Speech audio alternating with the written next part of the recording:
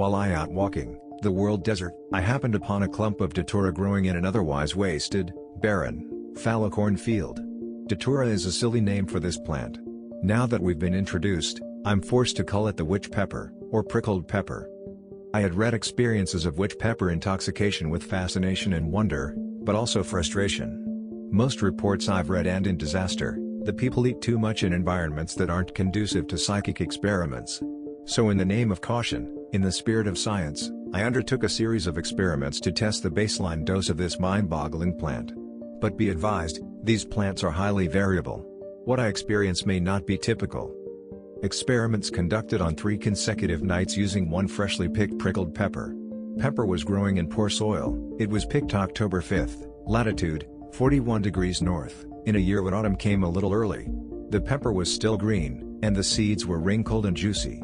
The flowers were white and purple, still in bloom. The biggest plants were about waist high. Night 1, 8 pepper seeds. I had just found the peppers on my walk home, and when I got home I was locked out. So I cut open my new find and started nibbling. I knew someone would come home eventually. I sat outside and started a fire. About 30 minutes, maybe an hour later, I felt an odd feeling of warmth and contentment pass over me. And that's it, a tinge of sleepiness, but without the heavy eyelids. The feeling of drifting off without actually drifting off. It felt nice. Night 2, 20 seeds. I was frustrated with myself for more than doubling my dose. I had wanted to go about this stepwise. At this dose, the dry mouth became noticeable. Outside, I think I heard phantom noises. They could have been real, but after I realized they might be hallucinations, they died away. Coincidence, or phantom noises? I spoiled my experiment by smoking a little weed, but regardless, this is definitely an active dose. Night 3, 11 seeds. Back to familiar territory. No dry mouth. No hallucinations. Just warmth and relaxation. I noticed this third night that the witch pepper is definitely addictive at these low doses. Also, it's something of an aphrodisiac. It seems to excite the body and quiet the mind, so it's not exactly good for sleep, but it is a useful tool for meditation. I had the lurking sense, by the third day, that my body hadn't fully metabolized the previous day's dose. So I took a break. I didn't want toxins building up in my system. But ask me if I like this plant? You bet I do. I personally love this plant. Now, I plan to work my way stepwise up to visual hallucinations, and get a rough sketch of the territory. But I'll need a good sitter before I go too much further. No. Will. Dare. And be safe.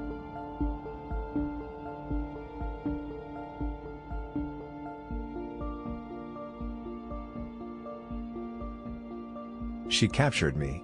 Sucked me in. Drove my mind crazy. And I loved her grasp. So I see people all the time now who don't exist. Big deal. I wake up in the night and think that people are in my room. I talk to them, then they disappear and I wonder why they ran away. Sometimes I get a spot of color stuck in a certain place in my vision for days. My mind is alright though, I am as smart as I ever was, but this feeling lingers. I grew her from the gourd up. I went to the store, bought the seeds and put her in the soil. Datura, a lovely little friend of mine, sprang from the ground and it was good. I would eat her leaves at night, 2 or 3 at a time. At first I would make tea, then I just ate them right off the plant. I loved the disorientation, the people who didn't exist, not knowing what the fuck was going on. After going crazy about 20 times on the tea, I was able to handle myself well under full Datura disorientation. I knew how to handle walking. I knew who was real and who wasn't. At one point though I was taking a stronger dose than I usually did, and I was talking to this man. He wasn't real, I just knew it. And I had figured out that I could stick my hands through anyone who wasn't real, and this man put down the pipe that he was smoking on my bedstand and said to me, "So you know that I am not real?" And I turned to him and nodded, then he reached over and stuck his hand right through me. This completely destroyed all sense I had of reality at that point, and I spent the next 2 days sure of that fact that I was the only not real person out there. During these experiences I would look out my window at night and see different landscapes completely believing that they were real. At one point I went outside and walked right into my kitchen and started to cook myself up some pancakes, only to find myself naked in my front yard. I would see the same things a lot. When I looked at my ceiling at night I would see these glowing worms all over the place. After a while I got bored of the plain old Datura, and I started adding morning glories to the teas that I made. I would put around 100 seed pods in the tea, and this made the experience more visual. The people I saw became less of shadows and started to have whole lives which I would witness whenever I visited their world. They became more playful and talked to me more and more. My trips would start with me hearing voices, and then they would develop into extremely complex visions and worlds growing in my room, developing into ever more interesting stories. I wish I could gain these visions without the horrible dry mouth though. One day while on Datura I saw some amanitas. Bright red ones with white spots, or so I thought. I picked a whole patch of them and put them in my pockets. I ate 3 big ones and prepared myself for the complete mindfuck that comes with eating soma. But the only thing I got out of it was horrible feeling in my stomach. I heard a voice in my ear whispering something. I could not understand it at first, then it came to me. Throw up. It started shouting. It was this horrible womanly voice. Death. So I did. I puked my brains out and felt much better afterwards. Later when I was back in reality I stuck my hand in my pocket and pulled out what was clearly a death cap. I don't know why I am not dead. I think my mind must have had some intuition as to the fact that they were not soma, and so it was my body's attempt to stay alive. But I have this weird feeling that Datura was with me that day, and saved my life. Crap, that's a load of shit. I believe in science. I think. Oh yes, and don't do Datura unless you truly like losing your mind. Having no more grasp on reality. Or if you hate not being able to read for a while afterwards, but don't worry, it always goes away. Sometimes the people don't though.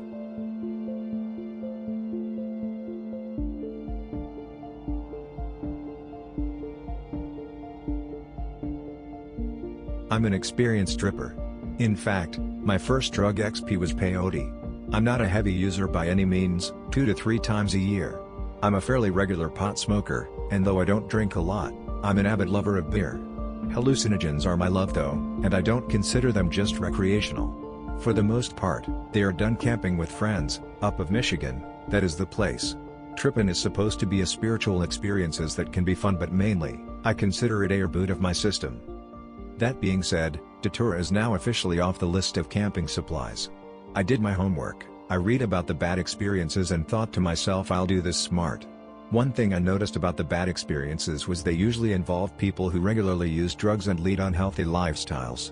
I don't. Also, people usually seem to be in an urban environment where police presence can be summoned. That was being avoided. I also made sure I had plenty of water. I was not going to smoke any pot or drink.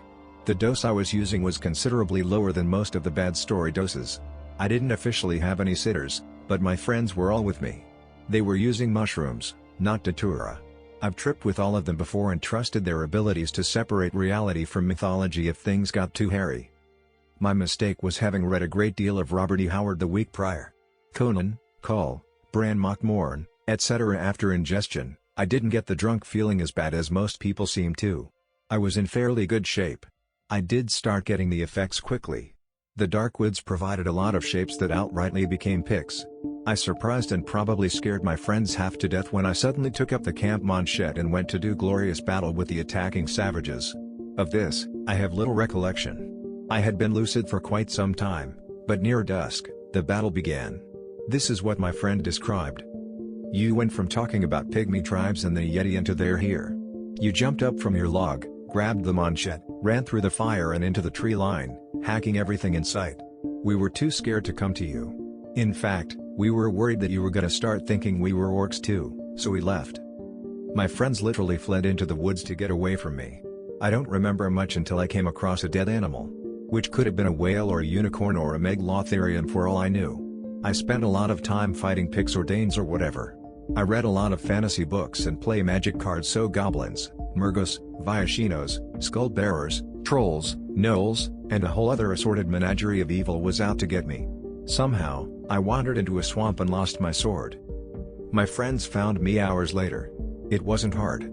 I left a trail of hacked brush and I was screaming quite loudly.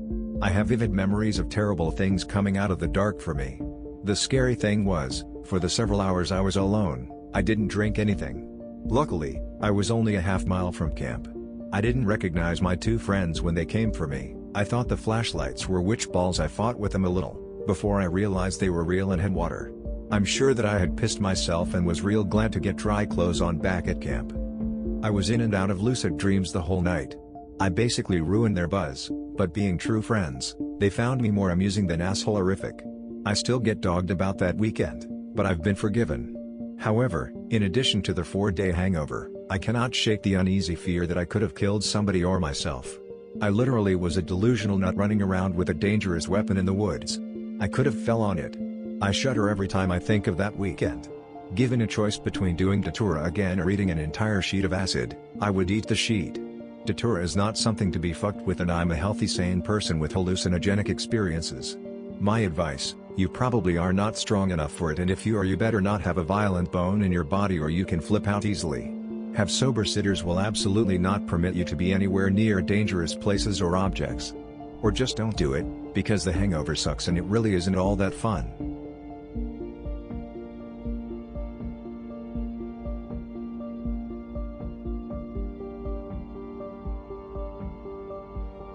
Well, I am a 24-year-old girl that likes her share of partying and experimenting with drugs. I mostly drink alcohol and am not used to any kind of hallucinogenic drug. My boyfriend and I share an upstairs/downstairs house in a small town. My boyfriend's one friend called and said that he had some trip that we would be interested in. When he brought it to us, I was shocked. I remember seeing them spiny seed pods all over as a little kid. They told us in order to get the whole trip feeling that we would have to take all the seeds out of the pod, put them all in our mouths and chew them for a good 5 minutes, then swallow and wash them down with water. They totally did not know what they were talking about. For a matter of fact, they did not even know the name of the plant. I did all the research for them, unfortunately 2 days after I did the stuff. I was a bit reluctant to do this because I did not believe that something that grows as a weed could make you see things. My boyfriend did not need anyone to twist his arm to take them, he munched them down as soon as he seen them. I ate them anyways at about 5:30 p.m. Immediately after, I got extremely thirsty, and no matter how much I drank, I couldn't quench my thirst. Right after that, my body felt very heavy and I was very tired. I said, "Alright guys, I have to go to bed." They told me if I did I would ruin my trip wrong. I didn't care what they said. I went to my room and lay down. It gets kind of hazy from here, so bear with me. I remember laying there thinking that I was so tired, but for some reason I wasn't falling asleep.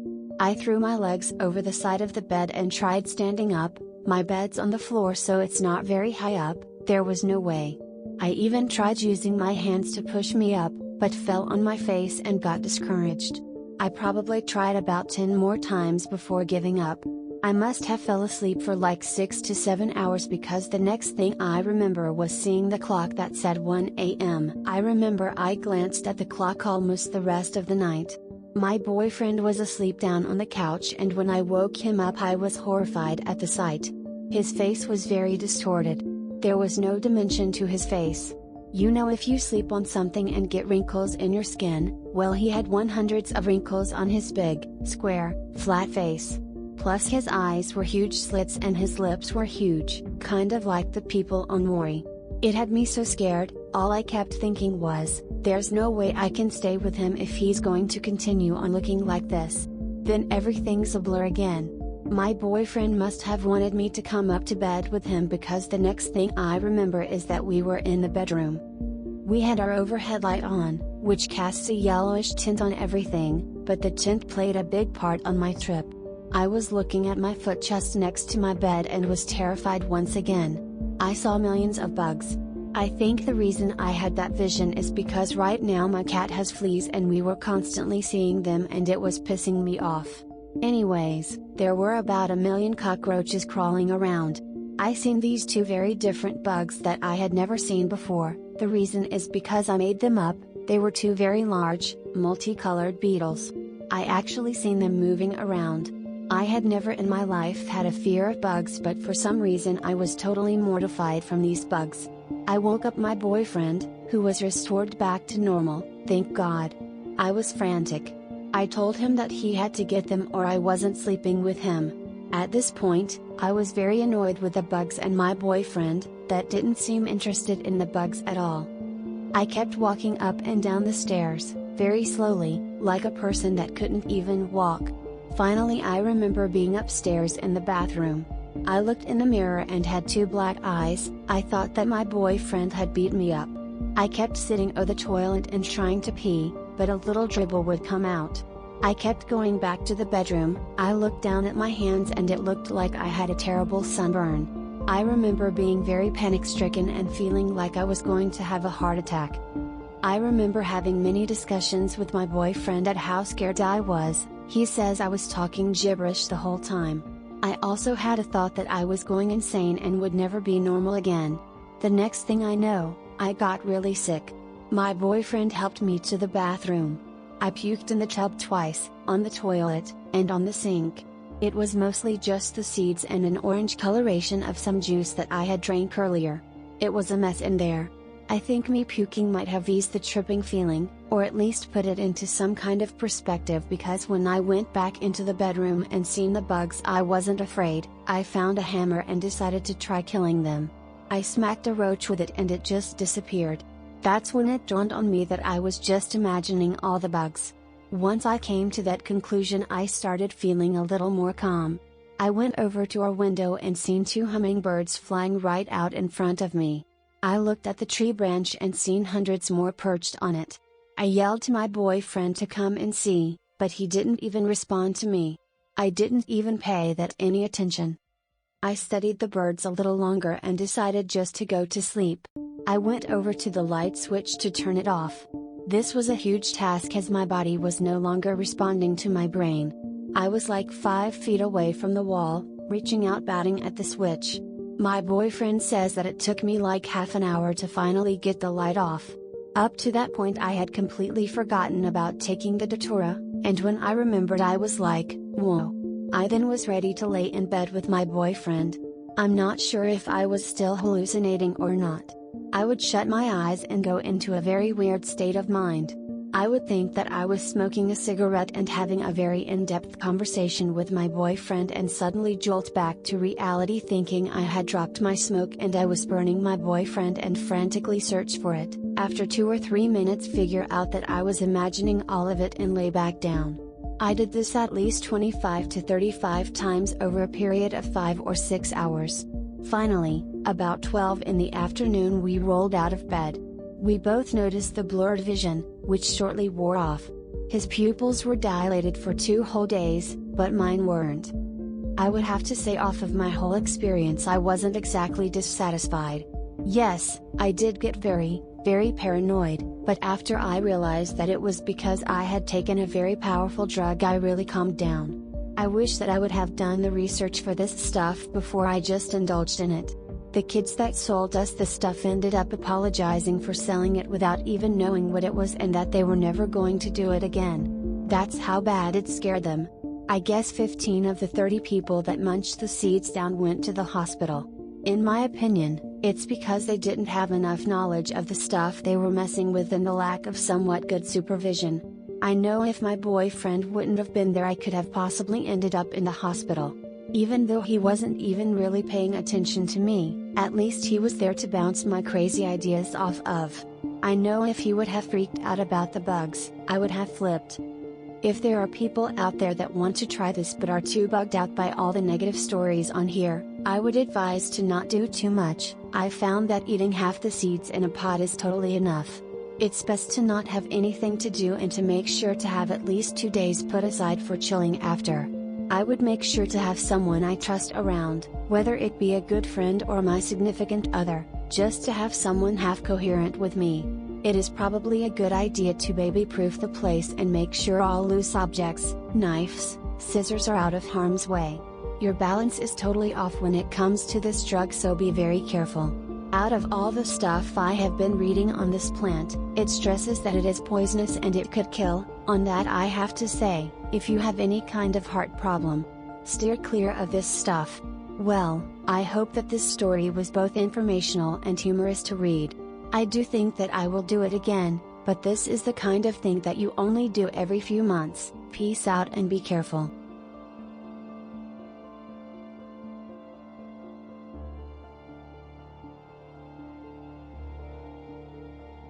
I first heard of Datura from my brother and one of his friends. They'd collected an entire garbage bag of the stuff and had also made a videotape of themselves on Datura. They gave me a few of the seed pods and told me what to do with it, and what to expect. I expected nothing like what I experienced. I boiled the seeds from one pod in some water, filled up a water bottle with the nasty tasting liquid, and was on my way to meet up with some friends. I was the only one willing to try this. About half an hour after the drink was gone, I felt this intense buzz come on. I remember walking down to a subdivision a few friends lived in. My ex-boyfriend being one of them. Seeing the state I was in, they decided to keep me outside for a while. Standing in my ex's backyard, I remember being in a circle with friends I hadn't seen since grade school and sharing cigarettes, one right after the other. We were talking and laughing and having a great old time. When I bent down to pick up a cigarette I dropped, I saw about 15 burned out smokes lying on the ground. Obviously no one had smoked them. They just burned themselves down to the filter. I looked up and there were no longtime friends of mine. Just the group of 3 I'd arrived with. I later found out that they watched the whole time as I dropped one cigarette after another onto the ground, talking to absolutely no one, but found it too amusing to stop me. I would have probably done the same thing. When it was time to move on to inside the house, I suddenly felt too heavy to stand up and walk. I crawled on my hands and knees across the yard and into the house. They found this incredibly funny too, so they let me crawl. Once inside it was a whole different story. I felt warm, so I stripped down to my bra and undies, thinking it was completely normal and everyone else was this way too. Thankfully his parents were gone for the night. His sister, however, wasn't. I'd managed to escape the sitters who I felt were bringing down my high by telling me to put clothes on, and get upstairs into his sister's room. From what they tell me, I kicked her out of her bed and laid down and went to sleep. Not for long though. I had the most incredible dreams I'd ever had, and kept waking up, suddenly rocketing out of the bed. My ex brought me downstairs where I saw that my 3 friends had left me there alone with him. Still in my bra and undies. He took me down to his room in the basement where I managed to walk into a table and take a good chunk out of my knee. I felt nothing. While he was getting a bandage, I made my way into the bathroom and hopped into the shower. Still in my underclothes. He found me, put some of his clothes on me and put me to bed. As he soon found out, keeping me there was a problem. The second he thought I was out, he let go of me and I would bolt out of the bed like a bat out of hell. He found it was easier to lay in the bed beside me and literally hold me down. He kept telling me that everything was under control and nothing bad was going to happen to me. Although, at the time that really wasn't a concern of mine. I kept hearing my cell phone ring and would desperately try to get to it. My ex kept reminding me I didn't have a cell phone. Eventually I got to sleep. When I woke up, the only side effect I felt was a slight loss of vision. I could still see, but saw better with my reading glasses on. My brother had told me that some people get sick and end up throwing up all night. This did not happen to me. I had a very good time and wouldn't think twice about doing it again. The best advice I can offer is to make sure someone who is sober is with you. Designate them the sitter and things should run smoothly.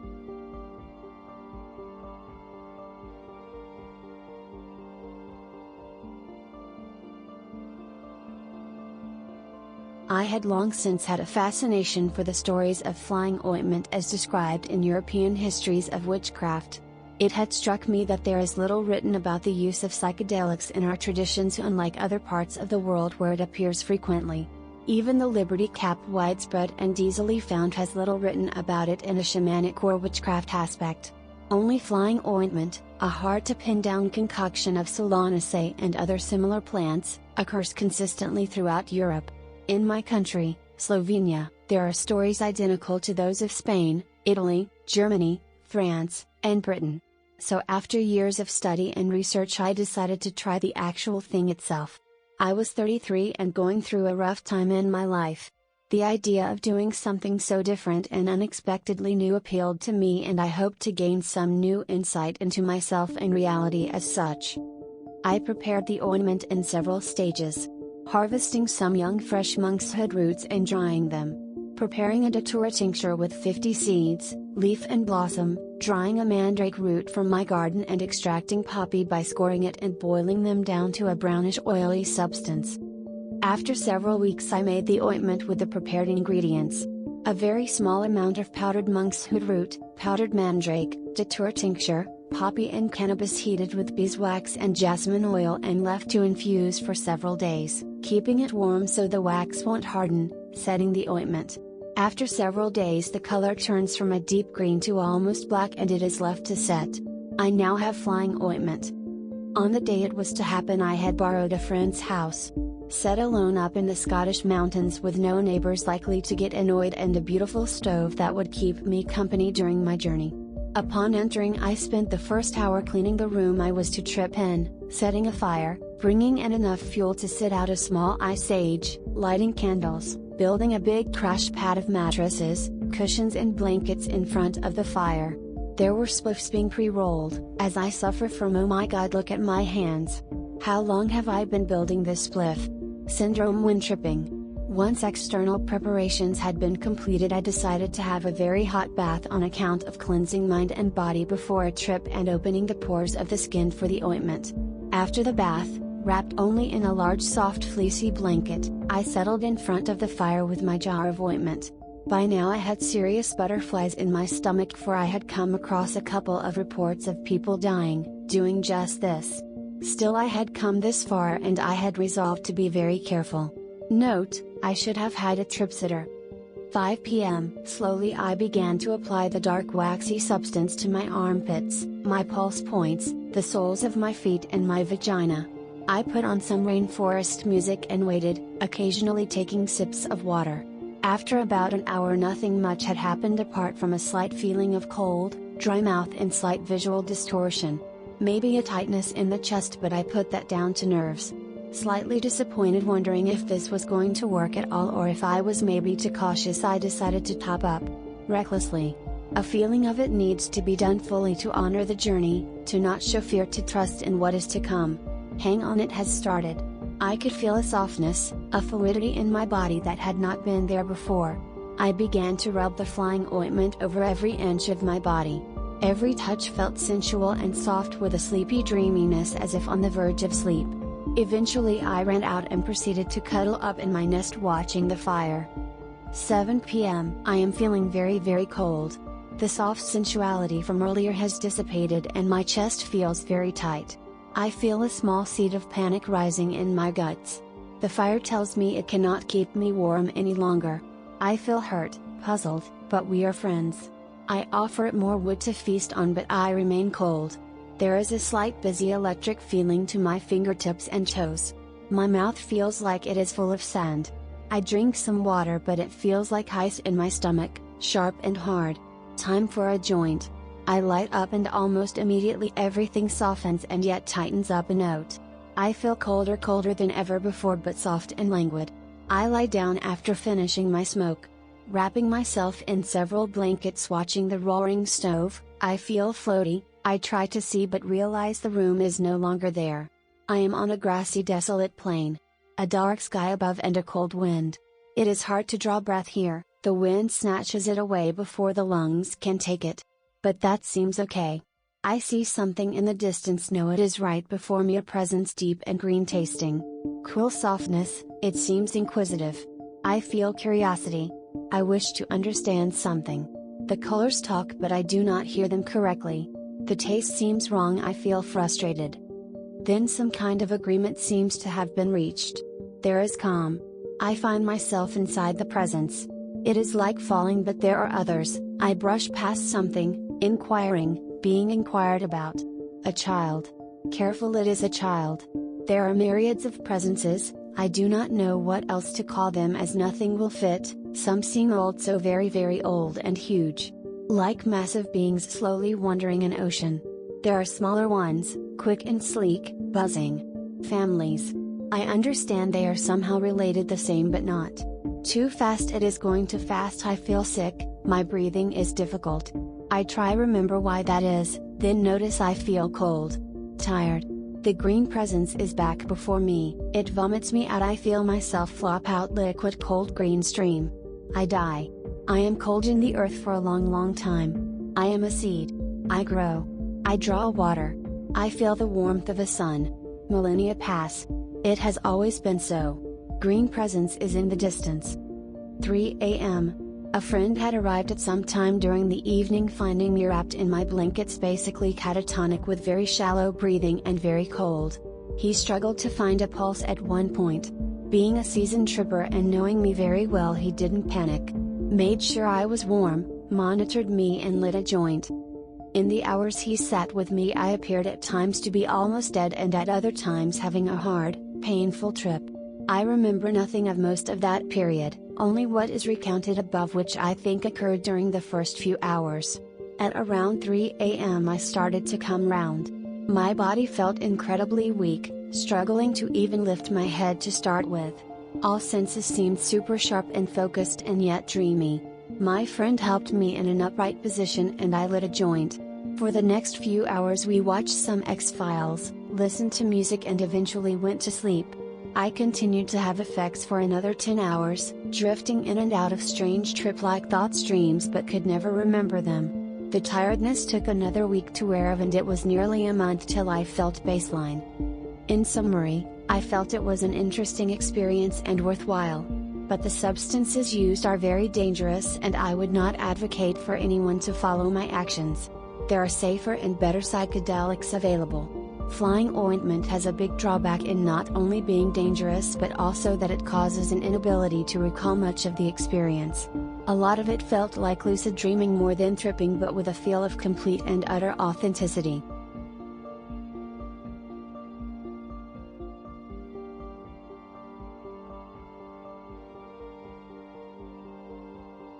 It all started a few years ago when I was at a friend's house. For legal reasons, I'll call him Melvin. We had both dabbled with different drugs for a few years, and we thought that we knew our limits as far as certain substances were concerned. We had also had some interest in Datura because a friend of ours had recently eaten some seeds and tripped off of them. He didn't really give us details, but had said that they were extremely powerful. With that in mind, we went off to harvest some seed pods and eat the seeds. The plants were growing in the front yard of somebody's house. They were about 4 feet tall and had some fruits that were covered in sharp spikes. Melvin said that we'd better pick them fast so that the people whose yard we were on wouldn't bitch. We each picked about 5 seed pods and went to his house, where we opened them up, took the seeds out, and proceeded to eat some.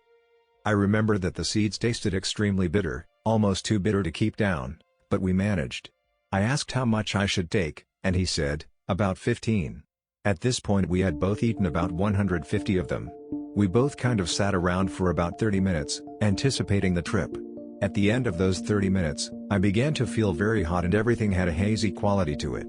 I also noticed that my mouth felt drier than it ever had before. Think of running a marathon in the Sahara Desert with no water while smoking an enormous blunt, and you will realize just how unpleasant Datura cottonmouth really is. Melvin got up to get some water for us, and then I looked at my hands for some reason.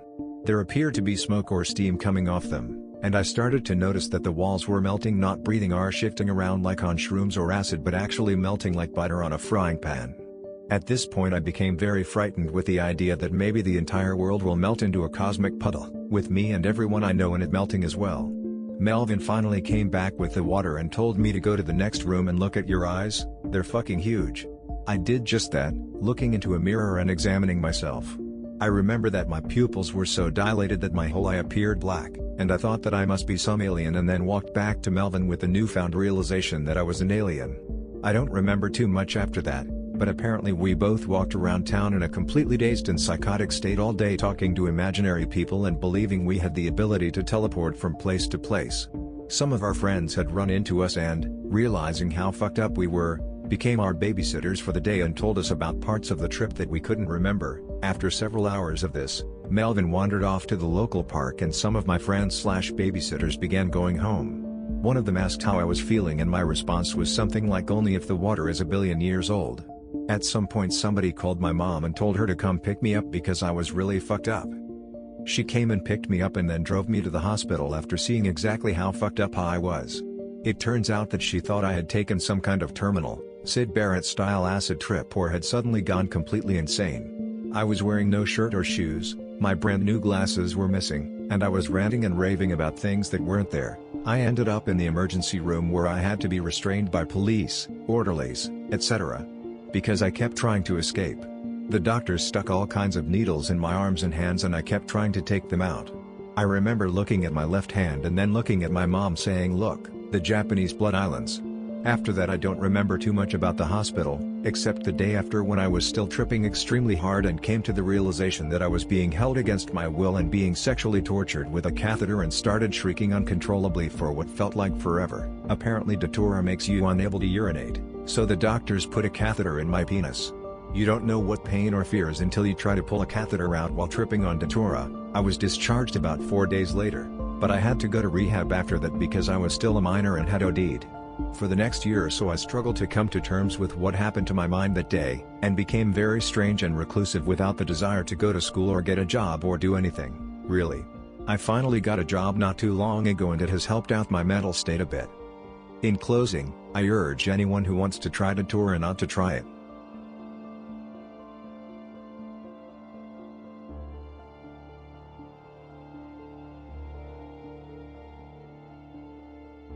The first encounter with the all-too-evil substance known as Jimson weed was in March of 2005. My brother and a neighbor girl were running around the soybean field eating various seeds and the like, so I followed them and took part in this childish act of eating anything that they come across because I was very intoxicated. While in the midst of this game I came across an evil-looking plant. This plant had an amazing aura about it. It gave me the chills looking into this four-paned orb from hell. It can only be described as Satan's rattle. A large brown orb covered in wicked spikes and opened with small round black seeds with a curious dimple in the middle. I stood in awe at my new discovery. It made me feel so awkward just to be standing in front of such a demonic-looking plant. It made me want to turn and run from it, yet I was strangely being pulled into it. The next thing I know, I am gobbling down these seeds and going from pod to pod and devouring all that the plant had to offer me. I thought nothing of it and moved on with the game. I went back to the house and smoked a joint and drank a can of Budweiser, and then lay down to go to sleep. I awoke in a cold sweat at 4:15 a.m. and my body was on fire. I looked at the foot of my bed and my two best friends were standing there. I started laughing hysterically at the fact that they would stop by and wake me up at such a late time. I proceeded to have a little party in my room with them. They came up and sat on either side of me and we had a great time passing joints and smoking cigarettes. I paused the little shindig and went to the bathroom. I used the bathroom, and while washing my hands I looked in the mirror and my face contorted to an impossible shape, and I shook myself off and splashed some water on my face, still none the wiser to what was happening. I walked back to my room where at my door my mother was standing. I greeted her and informed her that my friends had stopped by for a late night visit. She gave me the weirdest look I think she has ever given me. I re-entered my room and my friends were nowhere to be found. Suddenly I went into a panic and started to tear my room apart. I searched high and low expecting them to be hiding, but of course they were not. Then out of nowhere I just blacked out. I awoke the next morning and I was naked on the living room floor with a blanket over me and the house had been destroyed. My parents were sitting on the couch together looking at me and talking. I looked up and I couldn't understand a word that they said though. Every word that they said sounded like they were speaking in reverse. Suddenly I sat up thinking that my parents had gone insane. I tried to stand up but failed horribly and just flopped back onto my back. In my mind horrible thoughts began to swirl around. Thoughts that my parents had slipped my some drug while I was asleep and were speaking in a secret language so that I wouldn't be able to know what else they had planned for me. I don't believe that I have ever felt that scared in my entire life. I felt so alone and empty, like I was deserted on some horrible little island and that it was slowly sinking. I lay there for some time just thinking and soaking everything in. For some odd reason I always had a cigarette in my hand that would never go out or need to be ashed. After a while I drifted back to sleep. When I awoke I was in my father's car and we were driving down this dark road that seemed to be covered in oil. It felt like we were floating above the road and sliding from side to side. I looked at him and tried to say something but it came out as an inaudible squeak of unintelligence. He looked at me and his beard seemed to grow longer as he looked into my eyes for eternity. It seemed as if time had stopped dead in its tracks and for a minute everything seemed to be fine. Then all of a sudden I hit reality again and hard too. It was like time had been still but then had to fast forward to catch up with itself. Then smack back into the car and back to my insanity. I turned and looked into the mirror and my reflection looked at me and started laughing at me. My reflection had this maniacal grin as it laughed in my face, seemingly mocking me and my tortured reality. This sent me into a rage that I could not hold back. I lashed out at the mirror trying to tear it off the side of the car. My father just hit the automatic window and up it went and I couldn't see my reflection anymore. It was like staring into a mirror and no one is there to stare back. So my attention went from the mirror to my hand where a freshly lit cigarette sat waiting to be smoked. This made me feel all warm and fuzzy inside. I smoked and smoked and smoked and again the cigarette never burned down any. Eventually we arrived at our destination, the asylum. We got out and I looked up in awe at this towering structure. It seemed to go forever up into the heavens above. I felt a strange sense of omnipotence, like I was capable of doing anything, walking through walls, flying, etc. I walked tall into the hospital babbling about the higher power and how I was returning home where I belonged. We walked in and sat in the waiting room for what seemed like days. Finally this nice angel lady came out and whisked me away to what I believed to be my rightful place on the throne of the heavens. Well, I was wrong, because before I knew it I was being sedated with Halil. When I awoke again, I had some of my senses back and I realized where I was. Everything just felt like a dream. It seemed like none of the events of the last 2 days had even happened. I guess I was in shock at the fact of being in a hospital and why I would even be in such a place. Well, I ended up spending the next 2 weeks in the inpatient psychiatric program being evaluated and medicated. Eventually I completely came back down and seemingly stabilized. Since my insurance wouldn't cover any additional time for diagnosis, I was released with an incomplete diagnosis. I eventually put 1 and 1 together and realized that the evil demonic plant that I had ravished had been the culprit in this horrible turn of events. Since then I have experimented with Datura several more times. Once more I ended up in the hospital off a much larger dose, and after that I learned a more correct dosage of Datura and how to deal with the alarmingly realistic hallucinations and delirium.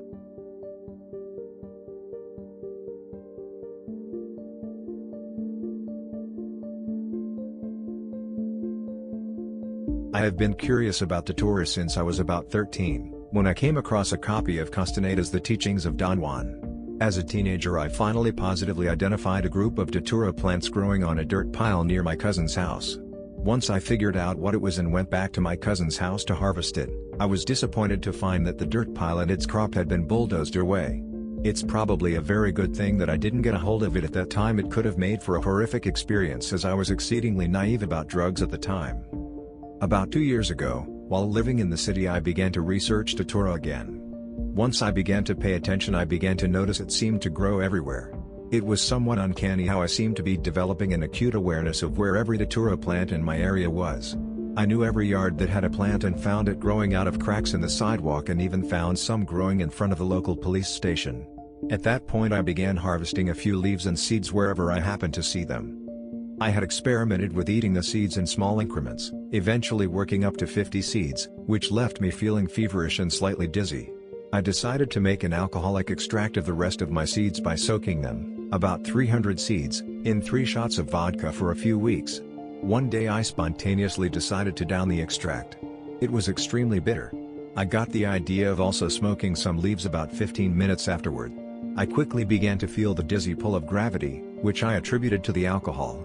I also found that light was starting to bother me. I stumbled into my bedroom and closed the door. In the darkness I began to notice flashes of white light in front of my eyes. The flashes seemed to strobe in time with my heartbeat. Once I was in bed I realized I was extremely thirsty, and decided to get up and get a drink of water. I couldn't find the light switch and started feeling around in the dark. I found the door but it wouldn't open. I kept trying it. About 5 minutes later I realized there was no door, and I was on the other side of the room trying to push through the wall. Eventually I got out of my room and brought the entire pitcher and a glass, and put them on the shelf of my bookcase. The thirst was extreme. I would often reach for the glass of water and it would disappear. Sometimes I actually did get the glass. The light was bothering my eyes again. So I shut off the light, but left the door open a crack so I could find my way out. Since I had no closet, I had all of my clothing on a makeshift hanging rack. When I looked at it, I thought it was really weird that I never bothered to take any of the price tags off of my clothing. I went over to the clothes rack and started pulling all the price tags off. I was doing this for about 15 minutes before I realized that the price tags were melting in my hands. At this point I really had to urinate, so I gave up on the non-existent price tags and made for the bathroom. I was rational enough at this point to realize I was hallucinating, but still had some difficulty recognizing myself in the mirror. I could sort of tell a hallucination from reality because hallucinations tended to look like computer-animated special effects.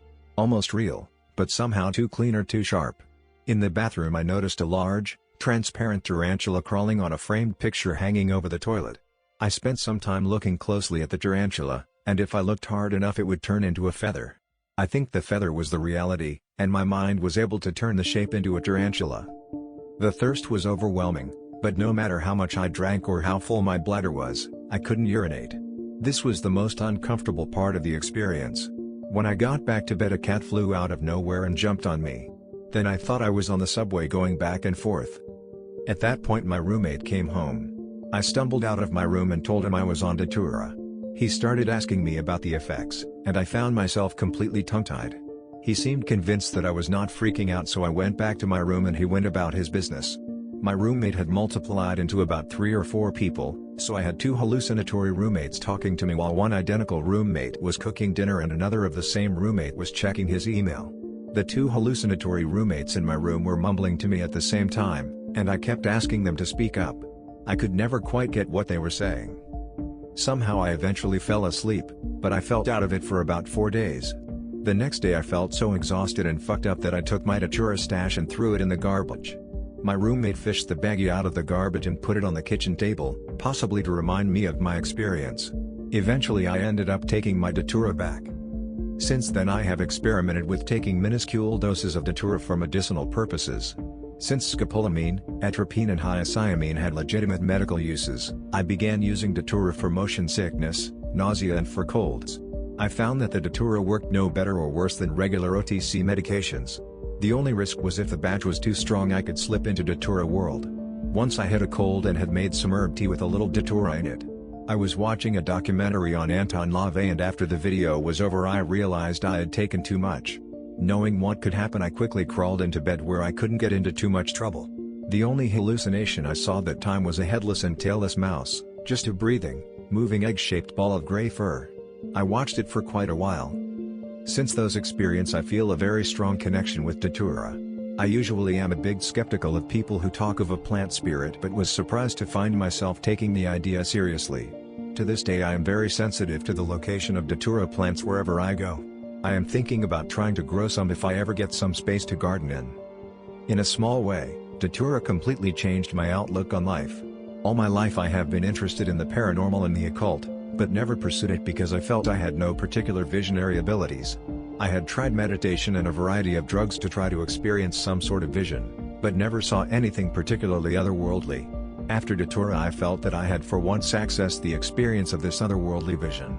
When I see mentally ill people talking to themselves on the street, I feel a bit of empathy for them. I also think I understand a bit of what happens to people when they have completely inexplicable experiences, like UFO abductions or demonic possession. When I read supernatural fantasy or horror stories they somehow seem more plausible to me. I think if the user is very careful, 1 or 2 Datura experiences could be very insightful.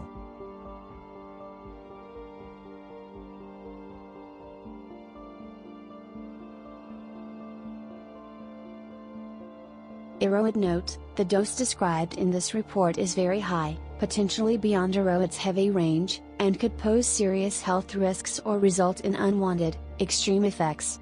Sometimes extremely high doses reported are errors rather than actual doses used. Well, I am a 24-year-old girl that likes her share of partying and experimenting with drugs. I mostly drink alcohol and am not used to any kind of hallucinogenic drug. My boyfriend and I share an upstairs/downstairs house in a small town. My boyfriend's one friend called and said that he had some trip that we would be interested in. When he brought it to us I was shocked. I remember seeing them spiny seed pods all over as a little kid. They told us in order to get the whole trip feeling that we would have to take all the seeds out of the pod, put them all in our mouths and chew them for a good 5 minutes, then swallow and wash them down with water. They totally did not know what they were talking about. For a matter of fact, they did not even know the name of the plant. I did all the research for them. Unfortunately, 2 days after I did the stuff, I was a bit reluctant to do this because I did not believe that nothing that grows as a weed could make me see things. My BF did not need anyone to twist his arm to take them, to munch them down as soon as he seen them. I ate them anyways at about 5:30 p.m. Immediately after, I got extremely thirsty and no matter how much I drank I couldn't quench my thirst. Right after that my body felt very heavy and I was very tired. I said, "Alright guys, I have to go to bed." They told me if I did I would ruin my trip wrong. I didn't care what they said. I went to my room and lay down.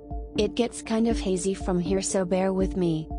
I remember laying there thinking that I was so tired, but for some reason I wasn't falling asleep. I threw my legs over the side of the bed and tried standing up. My bed's on the floor so it's not very high up. There was no way. I even tried using my hands to push me up, but fell on my face and got discouraged. I probably tried about 10 more times before giving up. I must have fell asleep for like 6 to 7 hours because the next thing I remember was seeing the clock that said 1 a.m. I remember I glanced at the clock almost the rest of the night. My boyfriend was asleep down on the couch, and when I woke him up I was horrified at the sight. His face was very distorted. There was no dimension to his face. You know, if you sleep on something and get wrinkles in your skin, well, he had hundreds of wrinkles on his big, square, flat face. Plus his eyes were huge slits and his lips were huge, kind of like the people on Maury. It had me so scared. All I kept thinking was, there's no way I can stay with him if he's going to continue on looking like this. Then everything's a blur again. My BF must have wanted me to come up to bed with him, because the next thing I remember is that we were in the bedroom. We had our overhead light on, which casts a yellowish tint on everything, but the tint played a big part on my trip. I was looking at my foot just next to my bed and was terrified once again. I saw millions of bugs. I think the reason I had that vision is because right now my cat has fleas and we were constantly seeing them and it was pissing me off. Anyways, there were about 1 million cockroaches crawling around.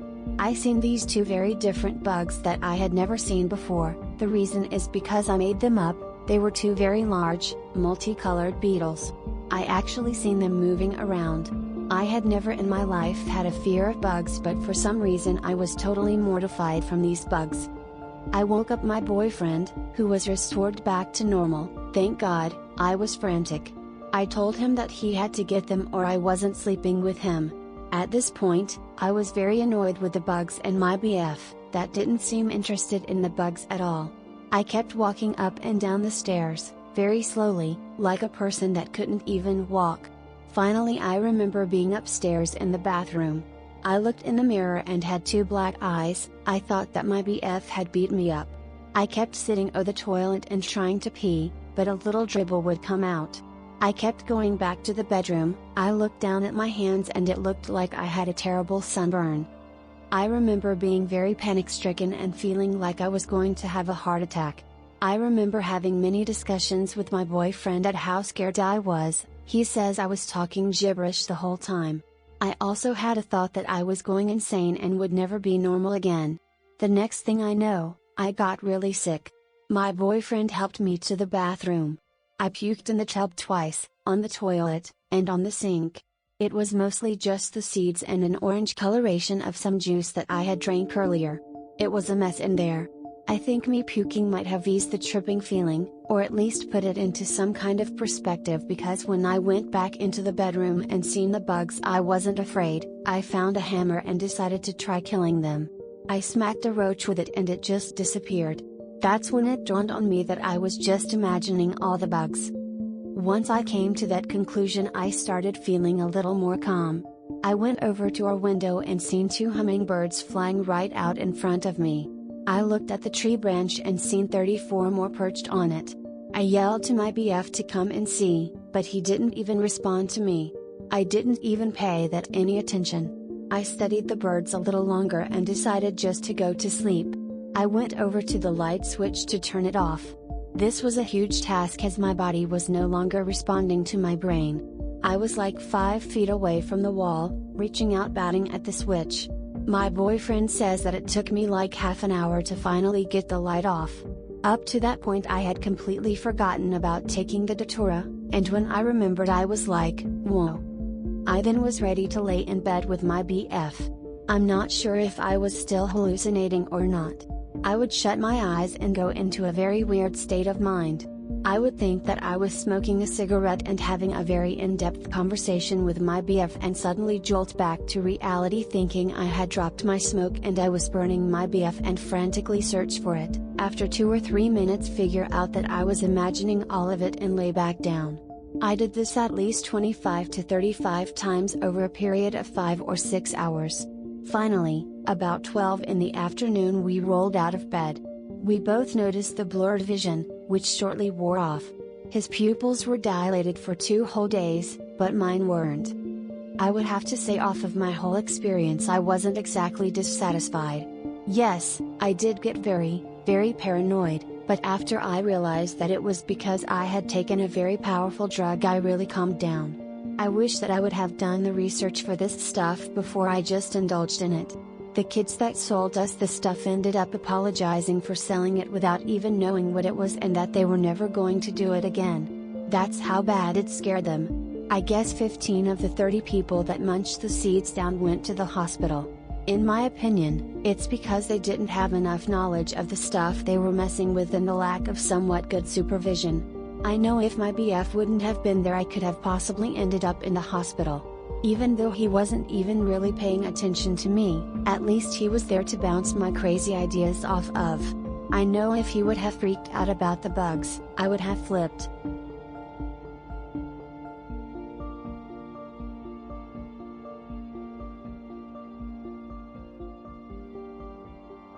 I have always enjoyed the effects of meditation and breathing techniques. In college I began to use yoga, visualization, and breath control methods to induce visions and out-of-body experiences. Over the last 3 years I began to experiment with psychoactive plants in conjunction with the aforementioned methods. So far my results have been excellent and I would like to share my latest journey with you. On March 13, 2005 at 8 p.m. in New Orleans, I stepped out into the backyard and harvested 5 trumpet flowers and 3 large leaves off of the tree. I rinsed them gently and placed them in 20 ounces of boiling water for 5 minuets with the cover on the pot. I allowed them to steep for 5 more and poured myself a cup of the spicy smelling brew, which was a lovely light green. Positioning myself in a comfortable chair with my back straight, I began to visualize green light flowing from the cup to my face and body. I then placed my headphones on and began to listen to Black Sabbath.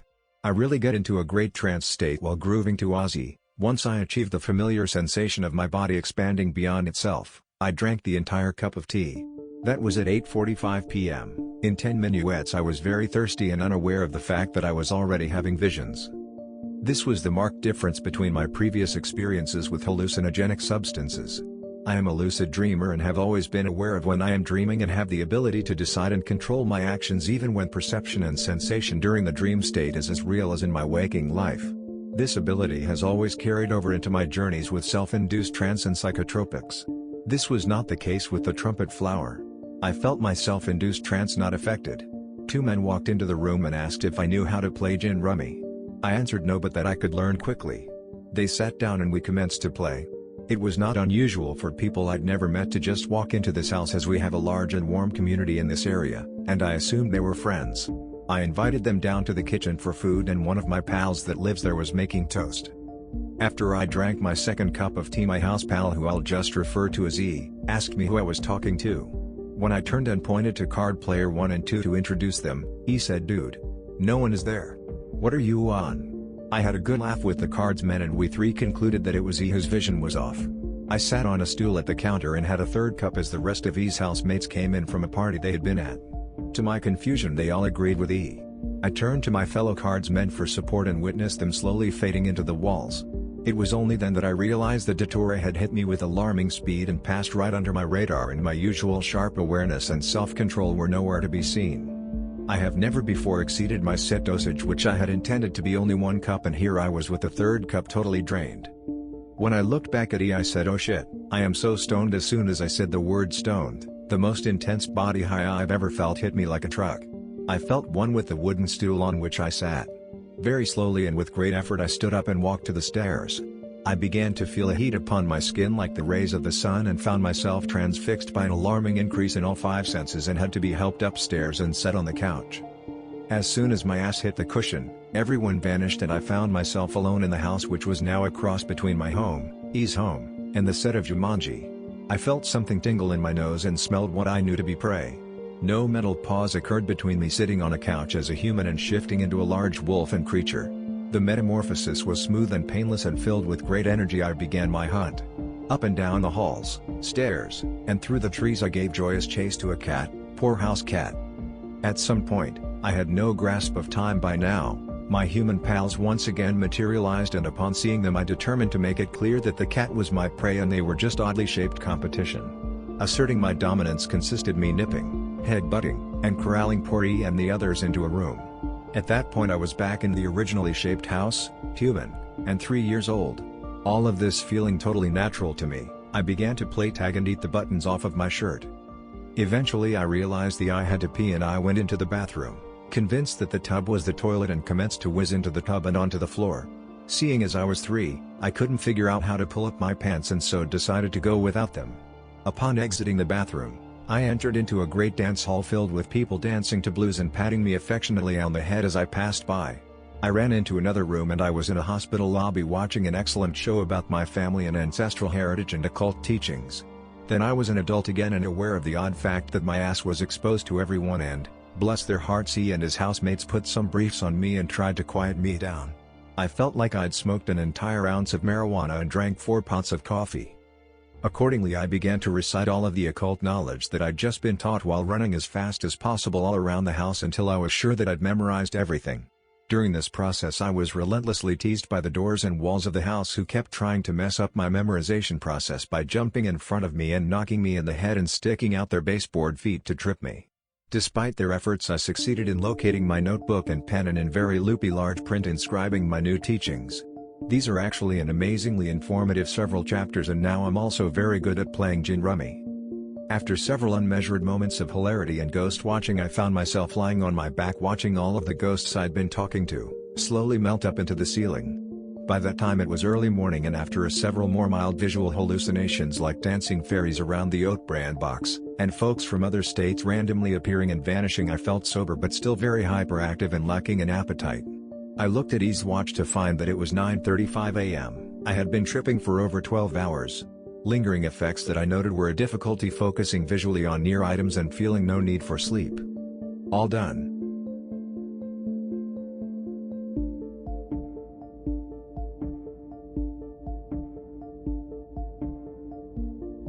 So here's my story. For me, I escaped, luckily. My friends weren't so lucky. When I was a sophomore in high school, I had just discovered shrooms, and wanted to try another natural high. We heard about Datura flowers from a news report about the dangers of kids eating this plant. Being 16, I'm used to hearing from the men how evil and dangerous things like pot are, so when they alert my attention to a new dangerous plant that makes you trip, we sought it out immediately. They grew everywhere in our hometown. Personally, I tried to eat one flower, and got about half of it down, before I gagged and puked it up. That's the most I got into my system, thank God. It was like smelling salt in taste form. The worst taste ever. 20 minuets later, I got the dry mouth, mild nausea, and then just felt kind of weird, bad weird, for 2 hours. I just felt creepy. Like the world was just evil and filled with negative energy. I felt sober, just had a sense of foreboding and creepiness. I felt like I was in a horror movie. It wasn't intense, it was just mild, uncomfortable, creepiness. I did have movement in my peripheral vision, but that's it for the visuals, besides the blurriness. I felt better after eating a bunch of cereal and I was done with the trip. My vision was blurred all the next day, I couldn't read text or focus on anything inside of 2 feet. That was it. I never did it again after I heard what happened to Nick. My friend Nick was able to hold down 2 flowers. When I was feeling creepy, he started to tune out the rest of the world, and play with bubble wrap muttering to himself. Half an hour later he dropped the bubble wrap, and approached me with something important to tell me. He launched into a monologue, that sounded like the alien languages from Star Wars or something. Complete with pauses, inflections, and intonations, but complete mishmash. It had a smattering of English words but none of it made sense. Perhaps this was a partial cause of my creeping feeling. In retrospect, I wish I had a recording of it. It's really interesting now for me to think what it sounded like.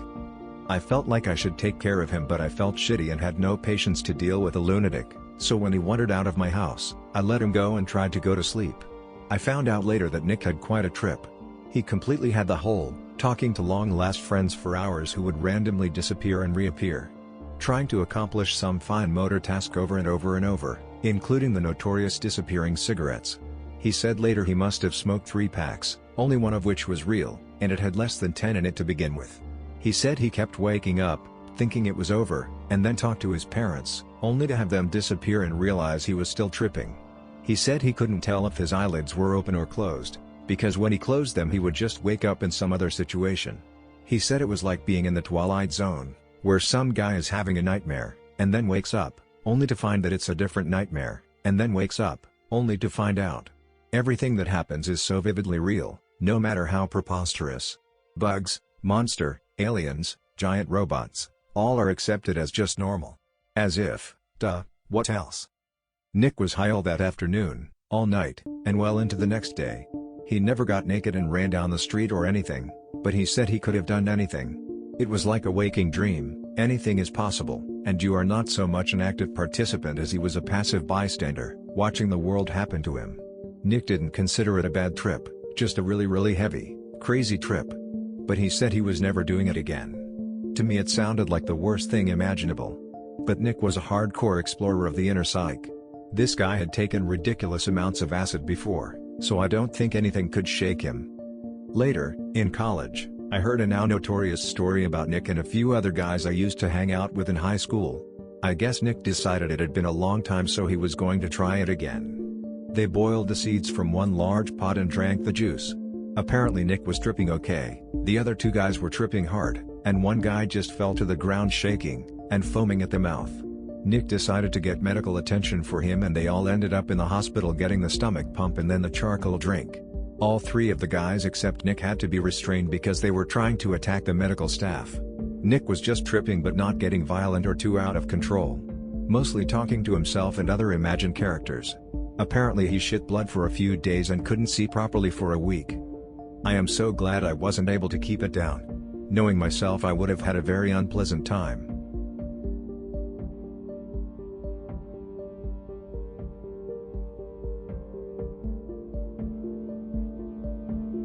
I recently found a large amount of wild Datura stramonium growing near my home. So of course I did what any normal human being would do, I brought a couple of the plants home and transplanted them. I had set my pretty little plants in the window of the spare bedroom of my apartment for sunlight. I was talking on the phone to my husband when the cat jumped up in the bed and started acting dumber than usual, and I made a comment to my husband that she was acting like she was stoned out of her stupid little head.